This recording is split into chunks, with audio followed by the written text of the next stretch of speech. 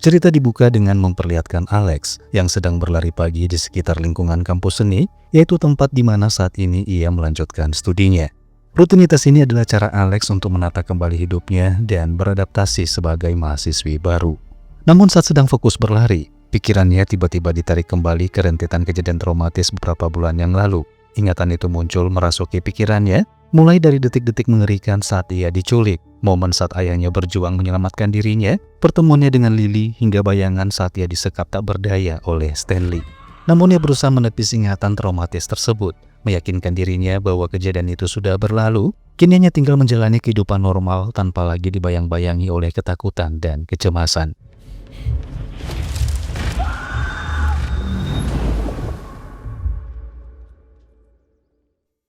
Setelah beberapa bulan kuliah di kampus seni, bakat alami Alex dalam melukis semakin terlihat. Namun tanpa ia sadari, trauma masa lalunya seolah menonton kuas tipis yang ia sapukan di atas kanvas hingga membentuk sebuah lukisan menara air terbengkalai, persis seperti menara air yang berada di pusat kamp pemukiman Stanley. Setelah kelas berakhir, Alex berjalan keluar dari gedung bersama sahabatnya bernama Carrie. Saat mereka sedang membicarakan rencana mereka yang akan menghadiri pesta ulang tahun teman mereka bernama Tyler, tiba-tiba Alex mendapatkan panggilan telepon dari ayahnya. Di seberang sana Denny terlihat sangat bersemangat. Ia seperti sudah tidak sabar ingin bertemu dengan putrinya yang berencana akan pulang ke rumahnya di Kanada untuk mengisi liburan di akhir pekan. 3 calls in one morning, it's a new record. Well, I wouldn't call so much if you answered more often. You know I have classes to go to, right? It's kind of why I'm here. Just want to make sure you check in before your flight. I will once I'm in my dorm. I gotta go, okay? All right, sounds good. Hey, remember to call before you take off. Yes, I swear, I promise, I will. Okay, I love you. Love you too. Tak lama setelah Denny menutup telepon, Jenin istrinya menghampiri hanya untuk mengingatkan agar sang suami tidak terlalu berharap bisa menikmati quality time bersama Alex selama akhir pekan. Menurut Jenin, Alex biasanya lebih memilih menghabiskan waktu liburnya dengan tidur atau pergi berkumpul bersama teman-teman lamanya semasa SMA. Meskipun menyadari kenyataan mungkin tidak sesuai seperti yang ia bayangkan, Denny tetap berharap setidaknya ia bisa mendapatkan sedikit momen kebersamaan, entah itu sekedar makan malam bersama atau menonton film sekeluarga. I know that you're excited to have Alex here at home, but I wouldn't bet on seeing her too much this weekend. She'll probably spend her time napping or catching up with her friends from high school. That's fine. As long as we get one family dinner, maybe even a movie night. You're still meeting with Curtis today, right? Yeah, looking forward to seeing him. You don't think he's gonna offer you a job? If he does, I'll hear him out, see what he wants. I know what he wants. You back in the field, in danger, while he sits behind a desk. It might not be that extreme. Yeah, I've really loved having you around the last few months, Danny. Feels like we finally figured out how to be together. I know. And I would never do anything to jeopardize that again. It's just coffee with an old buddy. Okay. I gotta get ready for work. See you tonight? Yep. Sore harinya Denny bertemu dengan mantan rekan setimnya dulu saat masih bersama-sama bertugas di kesatuan pasukan khusus bernama Curtis. Di mana di momen itu, Curtis menawari Denny sebuah pekerjaan dengan posisi sebagai pemimpin tim di sebuah perusahaan penyedia jasa keamanan dengan tawaran gaji yang sangat fantastis. Meski sempat tertarik, namun Denny merasa sedikit ragu karena ia tidak ingin merusak kehidupan keluarganya yang baru saja tertata rapi, terlebih-lebih saat ini hubungannya dengan putrinya semakin membaik. Namun sang rekan yang sangat berharap dan percaya bahwa Denny adalah satu-satunya orang yang bisa diandalkan, meminta Denny untuk mempertimbangkan tawaran tersebut, sembari meyakinkan bahwa ini adalah kesempatan emas yang belum tentu akan datang untuk kedua kalinya. Listen, this could be a golden opportunity.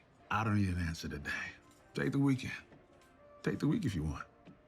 Just know that you're my number one pick on this. Di malam harinya, Jenin yang baru saja pulang kerja memberitahu Denny bahwa besok dia tidak bisa ikut menjemput Alex ke bandara karena ia mendadak diminta untuk menggantikan shift rekan kerjanya. Dan di momen itu pula Denny mencurahkan isi hatinya tentang pekerjaan yang ditawarkan Curtis tadi sore. Ia mengatakan meskipun gaji yang ditawarkan cukup tinggi, namun ia merasa ragu karena hal itu membuatnya harus kembali jauh dengan keluarga. Mendengar hal itu, Jenin menyerahkan keputusan sepenuhnya di tangan sang suami. Jika Denny memilih menolak pekerjaan tersebut karena ingin menghabiskan lebih banyak waktu bersama putrinya, maka langkah baiknya Denny mencari pekerjaan yang tidak mengharuskannya pergi ke luar kota. Di keesokan harinya, tepat di hari kepulangannya ke Kanada, Alex menyempatkan diri untuk menghabiskan waktu bersama teman-temannya dengan bermain bowling sambil menunggu jemputan taksi yang akan membawanya ke bandara. Perlu diketahui bahwa selama ini Alex diam-diam disukai oleh seorang pemuda bernama Justin, seorang mahasiswa yang masih satu kelas dengannya. Namun Justin tidak bertepuk sebelah tangan, di mana ternyata Alex juga menaruh ketertarikan yang sama. Hal itu terbukti di mana mereka berdua terbawa suasana yang lebih intim. I really like you. And if you ever want to talk about it or anything, I'm here. Yo, Justin, you see my phone? Hingga pada akhirnya jemputan taksi yang akan membawa Alex ke bandara pun tiba. Ia lalu pamit pada Justin dan segera masuk ke dalam taksi tanpa menyadari bahwa disinilah awal malapetaka kembali terjadi. Alex? Okay. Have a great time with your Yeah, friends. and don't take those shoes outside. They don't like that. Cool. Yeah.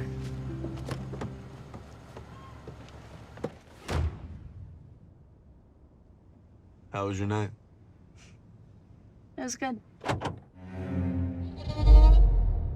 Masih di hari yang sama, Denny yang sedari tadi menunggu kabar dari Alex, pada akhirnya mendapatkan panggilan telepon dari putrinya.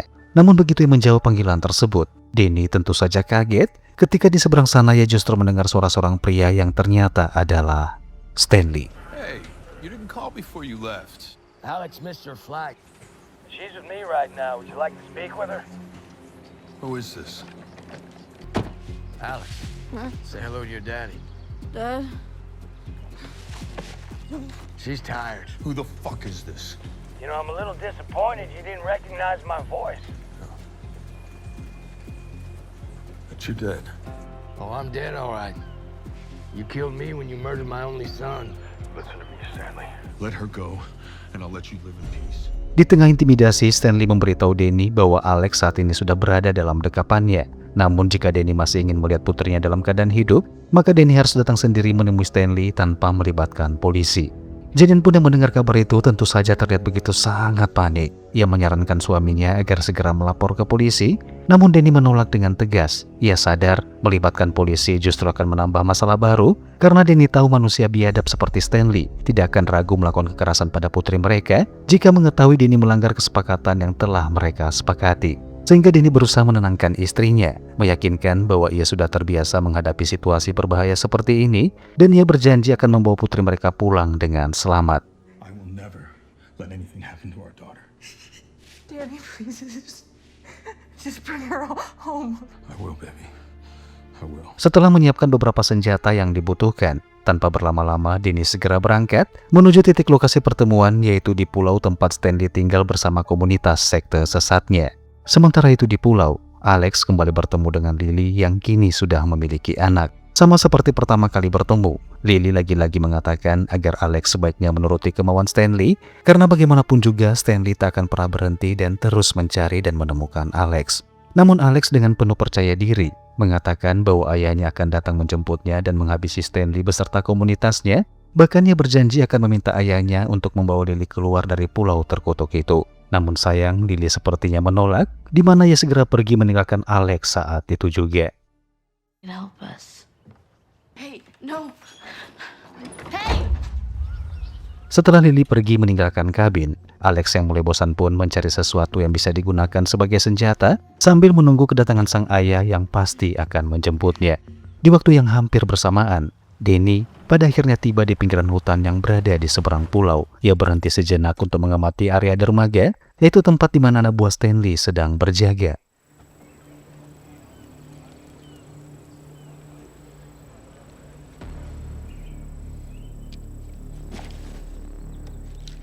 Setelah mengeluarkan semua peluru dari dalam pistolnya, Denny segera berjalan menuju dermaga untuk menyerahkan dirinya pada anak buah Stanley.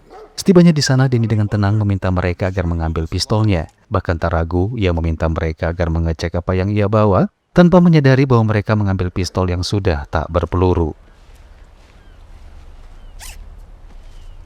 Come on, bro. This ain't prom night. Sehingga ketika mereka menghubungi Stanley untuk mengabari bahwa Danny sudah mereka lucuti, Stanley pun meminta mereka untuk segera membawa Danny menyeberang menuju pulau. Namun siapa sangka justru inilah yang terjadi.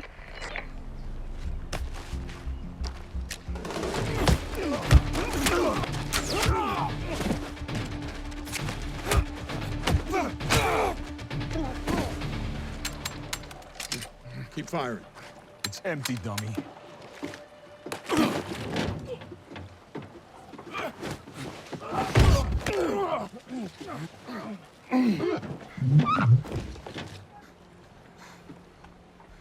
Setelah berhasil melumpuhkan 3 anak buah Stanley, Danny lalu mengikat tubuh mereka pada kemudi dan tepian kapal untuk mengelabui Stanley agar dari kejauhan mereka tampak seolah-olah masih beraktivitas seperti biasa.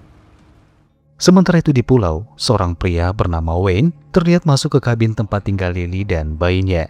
Dan saat itulah diketahui bahwa Wayne adalah suami Lily, yang meskipun kita tahu Wayne ini adalah salah satu pengikut Stanley, namun dia adalah satu-satunya anggota komunitas yang memiliki pola pikir terbuka. Bahkan diam-diam, ia mulai resah dengan ideologi ekstrim Stanley yang mulai menyimpang. You okay? Yeah. I just think that she's kind of brought it all back for me. She thinks that her dad's gonna come and save her. Stanley would never let that happen. He killed his only son. He's not getting out of here alive. What if he does? Of all people, should know what happens when you try to leave. Sore harinya saat Lily sedang berkebun bersama komunitasnya, diam-diam ia memasukkan selembar kertas ke dalam lubang kabin tempat Alex disekap, di mana kertas itu berisikan catatan tentang keberadaan ayah Alex yang berada di sebuah teluk kecil atau dermaga. Mengetahui hal itu, Alex pun segera mengambil sebuah garpu di dalam laci, lalu berteriak berpura-pura sakit perut, dan begitu seorang penjaga terpancing masuk ke dalam, Alex dengan gerakan cepat menikam tangan si penjaga dengan garpu tersebut, dan kemudian segera kabur saat itu juga. I'm sick. I need help.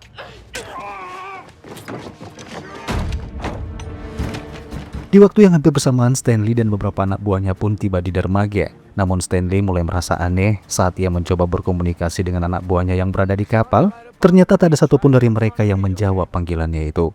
Hingga tak berapa lama setelah kapal mulai mendekat ke dermaga, Stanley pada akhirnya sadar bahwa ketiga anak buahnya sedari tadi dalam keadaan terikat, sementara Danny berhasil menyelam tanpa diketahui oleh Stanley dan antek-anteknya.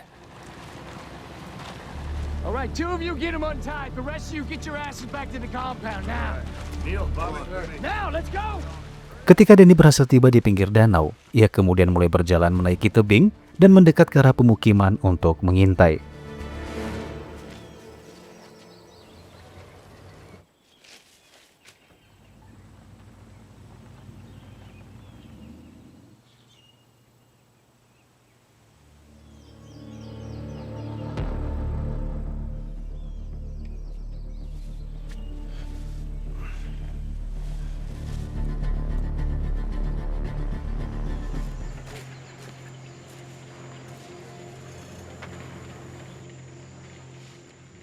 Dan setelah mempelajari situasi yang ada di sana, Danny mulai menggambar denah lokasi pemukiman yang entah apa tujuannya, namun yang pastinya Danny sedang menyusun rencana untuk beraksi saat malam tiba. Tak berapa lama setelah Stanley tiba di pemukiman, salah seorang anak buahnya mengabari melalui radio, memberitahu Stanley bahwa Alex lagi-lagi berhasil kabur. Mendengar hal itu, Stanley tentu saja terlihat begitu sangat marah. Kemarahannya semakin menjadi tatkala menemukan secari kertas di lantai, yaitu kertas catatan yang diberikan Lily pada Alex sebelumnya. Dari catatan itulah akhirnya Stanley mengetahui bahwa Alex saat ini sedang menuju ke teluk.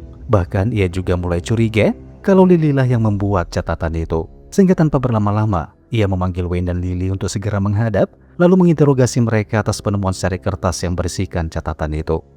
Awalnya Lily mencoba menyangkal, namun interogasi yang penuh tekanan membuat Lily pada akhirnya mengakui perbuatannya dengan beralasan bahwa sebenarnya dia melakukan itu hanya ingin membuat Alex merasa tenang. Sayangnya Stanley mengetahui bahwa Lily sedang berbohong, sehingga ia merasa Lily perlu ditindak lebih tegas agar tidak kembali mengulangi kesalahan yang sama. Wayne yang tidak tega mencoba membela Lily, namun hal itu membuat Stanley menjadi semakin marah. We don't have time for mistakes, Wayne. I'm sorry, Stanley. It won't happen again. It's a little fucking late for that. You understand? I think a little discipline might be in order. Come on, discipline? What are you saying? Saying that if you can't keep her in line, I'll fucking do it for you. Di sisi lain, Alex terus berlari dikejar oleh anak buah Stanley. Namun melihat para penculik mulai mendekat, ia memutuskan untuk bersembunyi di bawah akar pohon. Hingga tak lama kemudian ia mendengar suara Stanley dari radio yang memerintahkan anak buahnya untuk kembali ke komplek. Namun tanpa Alex sadari bahwa itu hanyalah tipuan yang semata-mata hanya untuk memancingnya keluar dari persembunyian. Saat Alex berhasil tertangkap dan dibawa kembali ke pemukiman, Danny yang berada di kejauhan pada akhirnya melihat putrinya yang diturunkan dari mobil dengan mulut tersumpal dan kedua tangan yang terikat. Hal itu tentu saja membuat Danny terlihat begitu sangat marah. Namun ia mencoba bersabar menunggu, yaitu menunggu waktu yang tepat untuk mematangkan rencananya sebelum menyerang. Saat dibawa masuk ke dalam kabin, Stanley yang sudah muak dengan tingkah Alex yang terus mencoba kabur, terpaksa memasukkan Alex ke dalam sebuah ruangan sempit, begitu pula dengan Lily yang juga dikurung di ruangan lain. Move it. He's out there somewhere watching. Let's put on a show. Stanley told me to get you changed. Now. You always do what Stanley says. Tell me when you're done, I'll come back for your old ones. Tak lama kemudian Stanley memerintahkan anak buahnya untuk menyiapkan generator beserta lampu sorot sebelum malam tiba. Karena ia yakin saat ini Danny sudah berada di sekitar pulau dan pastinya akan masuk ke pemukiman untuk menjemput putrinya. Sore harinya Stanley mengumpulkan seluruh warga untuk mengadakan pertemuan, memberitahu mereka tentang ancaman dari orang luar yang tidak sepaham dengan cara hidup komunitas mereka. Stanley mencoba memprovokasi para warga, mengatakan bahwa ada seorang pria bernama Danny yang sebelumnya sudah membunuh 11 orang anggota keluarga mereka termasuk Ray putra Stanley sendiri. Oleh karena itu Stanley meminta mereka agar bekerja sama, setidaknya segera melaporkan jika melihat ada pria tak dikenal sebelum keluarga mereka yang akan menjadi korban berikutnya. Danny Beckett. 11 of our fine men along with my son Ray. And now he's back. He's on this island right now and he has vowed to destroy us. Namun di tengah pertemuan itu mereka tidak menyadari bahwa Danny diam-diam menyelinap ke pemukiman, lalu memasuki sebuah bengkel hanya untuk mengambil airbag inflator atau tabung pengembang kantung udara untuk digunakan sebagai bahan peledak.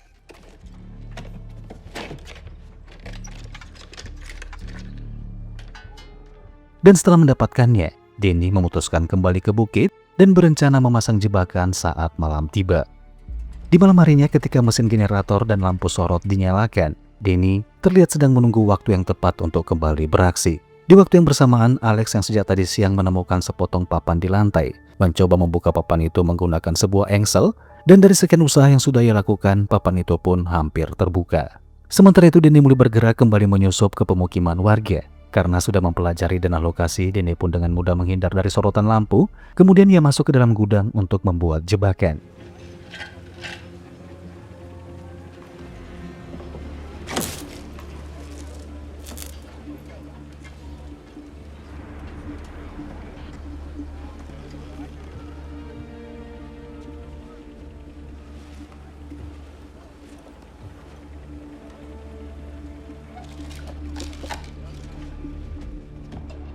Setelah semua jebakan berhasil dipasang, tanpa berlama-lama Danny segera keluar dari bengkel tersebut dan tinggal menunggu besok pagi untuk melancarkan serangan. Singkat cerita, pagi hari pun tiba. Danny kembali beraksi masuk ke pemukiman, lalu melumpuhkan 2 penjaga dan mengambil radio mereka.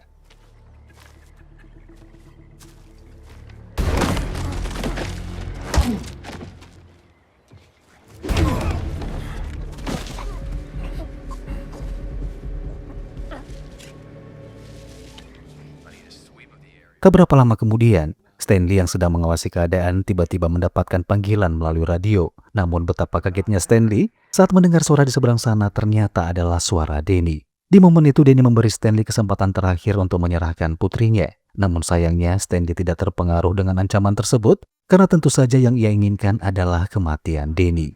Let her go and I'll leave you alone. Why the hell would I do that? I hope none of your men are listening in right now. I mean it, Stanley. There's no reason anyone else has to die. Well, don't say I didn't give you A chance. Mendengar penolakan itu, Danny pun terpaksa melancarkan rencana yang sudah ia susun. Ia segera keluar dari gudang dan dengan sengaja menampakkan dirinya, bertujuan mengumpan anak buah Stanley agar mengejarnya masuk ke dalam bengkel yang sudah dipasang beberapa jebakan.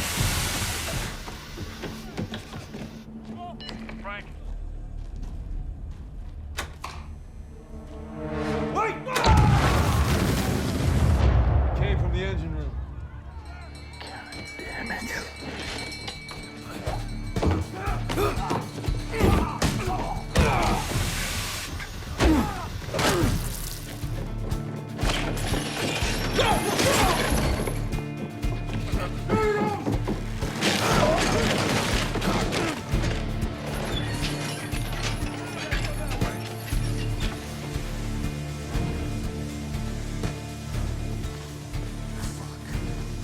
He's gotta be at the icebox. Setelah berhasil keluar dari dalam bengkel dan tiba di sebuah gudang, Dan yang merasa bahwa Alex berada di dalam sana, ia pun mencoba membuka pintu gudang tersebut. Namun siapa sangka seorang pria bertubuh tinggi besar tiba-tiba muncul dari dalam. Alih-alih menghindar atau kabur, Danny justru melayangkan sebuah tendangan telak hingga membuat pria itu ambruk jatuh ke tanah. Alex, honey. Where's my daughter? I can help you find her. You have to get me out of here. Sementara itu Stanley menemukan anak buahnya yang pingsan di depan gudang, dan hal itu membuatnya mulai resah dengan aksi Danny yang semakin menggila. What the hell happened? You got your ass knocked out, that's what happened. Listen to me. Beckett's coming back for his daughter, and this time we know exactly where he's headed. Copy that. Hey, I'm gonna trust you with this. Whatever you do not kill him. Is that the house across from where I found you? Need a first aid kit at the mill. Last one's in Stanley's truck, but he's not here. Ketika Danny mendengar percakapan di radio yang melaporkan bahwa Stanley telah meninggalkan pemukiman, Danny pun segera kembali ke sana untuk menjemput Alex, namun sialnya ia tertangkap dan dimasukkan ke dalam bilik yang sama dengan putrinya. Not so fast, Beckett.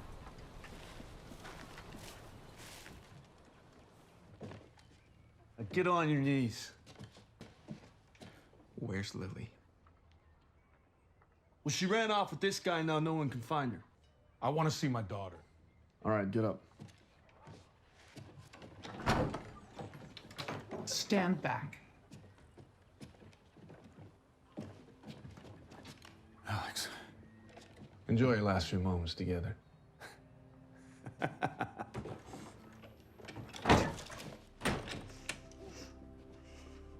Sweetheart, I'm so sorry.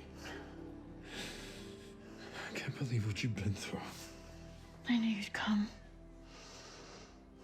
But Dad, this guy's crazy. He's gonna kill us. Saat Danny sedang mencoba mencari jalan keluar untuk kabur dari sana, Alex tiba-tiba menunjukkan papan lantai yang sempat ia bongkar sebelumnya, dan dari situlah mereka pada akhirnya berhasil kabur dan menemui Lily yang sudah menunggu di hutan. Namun saat mereka berencana akan segera pergi meninggalkan pulau itu, Lily memberitahu Danny bahwa ia tidak bisa pergi karena ia tidak mungkin meninggalkan bayinya yang saat ini sedang bersama Wayne. Dan saat itulah Lily mengungkapkan sebuah fakta di mana Wayne ternyata bukanlah ayah dari bayinya. Karena sebenarnya sebelum Lily diculik, ia sudah hamil dari hasil hubungannya dengan mendiang kekasihnya yaitu Brandon. Namun meskipun demikian, Lily mengungkapkan bahwa Wayne adalah pria yang baik. Di mana hal itu terbukti, ia merahasiakan kehamilan Lily dari semua orang, bahkan Wayne satu-satunya anggota komunitas yang diam-diam menentang ideologi Stanley. Intended to be the father just to protect me. He's a good man, I promise. All right, we gotta move quickly. I don't know what Stanley's got going on around here, but we don't want to stick around to find out. Ketika Danny mengalihkan perhatian para penjaga, saat itulah Lily mendatangi Wayne. Di momen itu Lily mengajak Wayne untuk ikut bersama mereka pergi dari pulau tersebut. Meskipun Wayne awalnya terlihat ragu karena tidak terbiasa hidup di kota, namun melihat kesempatan untuk hidup bebas bersama Lily wanita yang dicintainya, Wayne pun setuju untuk mengambil kunci perahu milik komunitas dan berjanji akan menemui mereka di dermaga setelah mendapatkan kunci perahu itu. What do you want me to do? Can you get us the boat keys? Okay. Okay. Yes. Good. We'll take Brandon. Just get the keys, meet us at the cove, okay? Yeah. Sementara itu Stanley pada akhirnya mengetahui Alex yang berhasil kabur dari ruang isolasi. Dan saat itu pula Stanley mulai curiga dengan Wayne yang dianggap sudah berkhianat pada komunitasnya sendiri. Seorang wanita parubaya bernama Abigail mencoba jujur pada Stanley, mengatakan bahwa dia mulai khawatir setelah mengetahui betapa berbahayanya sosok Danny, sehingga ia menyarankan agar sebaiknya mereka mencari gadis lain dan mengikhlaskan Alex pergi. Namun Stanley tidak peduli, kematian putranya membuatnya gelap hati dan gelap mata, bahkan sampai saat ini pun ia belum sadar bahwa sudah banyak korban nyawa melayang karena ambisinya itu. So who was the genius that decided to put them in there together? That was Wayne's idea. Wayne. And you just let that happen. Go find Wayne and tell him I need to fucking talk to him. Di sisi lain, Danny, Alex, dan Lily yang berhasil keluar dari pemukiman dan hanya tinggal menempuh perjalanan menuju dermaga, tiba-tiba mendapatkan panggilan radio dari Stanley, memberikan sebuah kejutan yang pastinya membuat Danny tak akan pernah bisa meninggalkan pulau tersebut. Karena ternyata Don't be shy. Mom? Janine? Danny, I'm okay. I thought we'd have a little family reunion. How's that sound? What's the matter, Danny boy? You didn't see that one coming? Checkmate, motherfucker. mau tak mau Danny pada akhirnya harus kembali ke pemukiman demi istrinya. Ia menyuruh Alex dan Lily agar berangkat duluan ke dermaga, sementara dia akan menyusul setelah berhasil menjemput Jenny, ibunya Alex. Namun Alex menolak permintaan sang ayah. Ia memaksa untuk ikut dan berniat berjuang bersama-sama demi menyelamatkan ibunya. Danny pun setuju, namun agar mereka tidak mati konyol, ia kemudian merencanakan sesuatu bersama putrinya.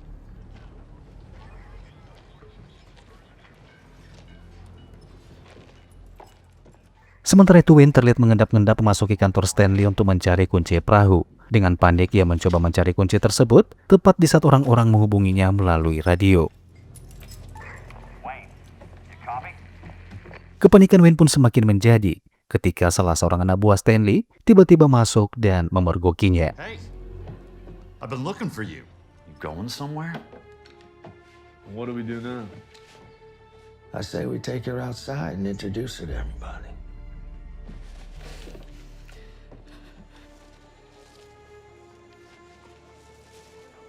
You stay here with Brandon. Be careful. Beckett! Might as well come on out. It's your last chance to say goodbye. I know you can hear me! Caught him trying to steal the boat keys. The fuck you gonna do with those? I'm leaving. Leave. I can't do this anymore. Enough is enough, Stanley. Well, that's disappointing. After all the faith I put into you, I never thought you'd betray me. No. You betrayed yourself. Really? How's that? What are you doing? You and my dad were like heroes to me growing up. You think he would have wanted this? Hey, look at them. These people have put their lives in your hands. How is this supposed to end? Sementara itu Alex yang sudah tiba di pemukiman diam-diam menyelinap masuk ke kantor Stanley. Di sana ia menemukan senapan dan memasukkan beberapa butir peluru. Namun sial saat akan keluar dari sana, Abigail menodongnya dengan panah.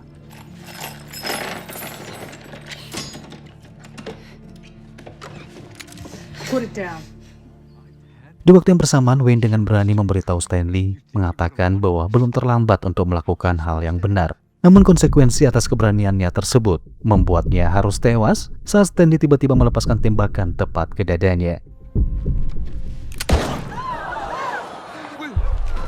Dan saat itulah Danny muncul meminta Stanley untuk membebaskan istrinya. Namun pria tua itu justru mengatakan bahwa ia sudah memiliki rencana lain, yaitu akan menjadikan Jenny sebagai istrinya setelah Danny meninggal. Stanley lalu menodongkan pistolnya ke arah Danny, memberinya kesempatan untuk mengatakan permohonan terakhirnya kepada Jenny, yang mana hal itu membuat Jenny terlihat begitu sangat ketakutan. Seolah pasrah dengan keadaan, Danny pun mencurahkan isi hatinya tentang betapa berartinya Jenny dan Alex dalam hidupnya, di mana curhatan itu seketika membuat Jenny menangis sesenggukan tanpa disadari oleh siapapun termasuk Stanley bahwa semua itu hanyalah trik untuk mengulur-ngulur waktu. Dan benar saja, begitu Stanley akan segera menarik pelatuk pistolnya,